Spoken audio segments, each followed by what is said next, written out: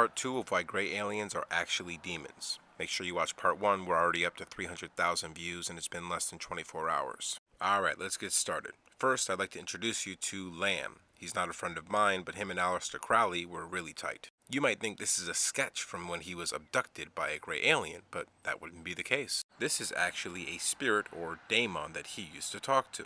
Don't you find it kind of strange how similar it is to a gray alien?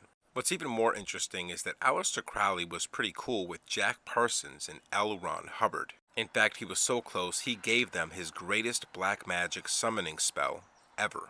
It was called the Babylon Working. Aleister Crowley himself wouldn't even do this spell and told Parsons and Hubbard that it was too big for them and they didn't know what they were dealing with.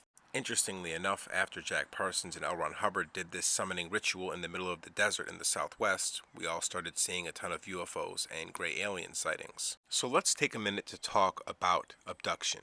As someone who's had a personal experience with a gray alien, I can tell you it's one of the most, if not the most, terrifying thing that will ever happen to you. Betty and Barney Hill might be the most famous abductees in American history. Besides the very strange story they tell, the most disturbing thing is the recordings when they did the hypnosis to bring them back to the memory. The absolute terror in their voices, the screams. I can't explain to you how scary it is just to listen to this man scream.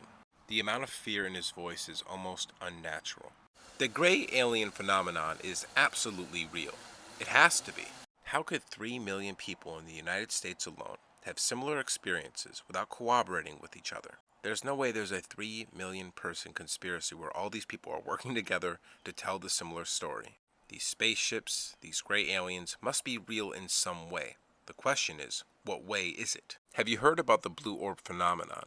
Especially those associated with Skinwalker Ranch, also in the Southwest. If you don't, I definitely look into it. But I'm going to tell you a particularly interesting story about blue orbs and gray aliens. By the way, this is an absolutely true story. There was a wife and husband who had had the wife's sister over for a couple days just to hang out, vacation, etc. They had set up the wife's sister in a guest room, and in the middle of one of the nights that she was staying, they kept on hearing weird noises that awoke them. They realized the noise was coming from the sister's guest room. When they went in there, she was sitting up in bed, staring at the corner where the wall meets the ceiling.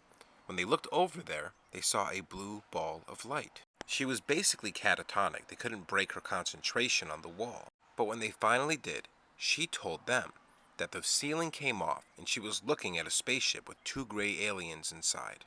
2 people saw a blue ball of light. 1 person saw a gray alien. By the way, when I first saw my demon, it was a blue ball of light.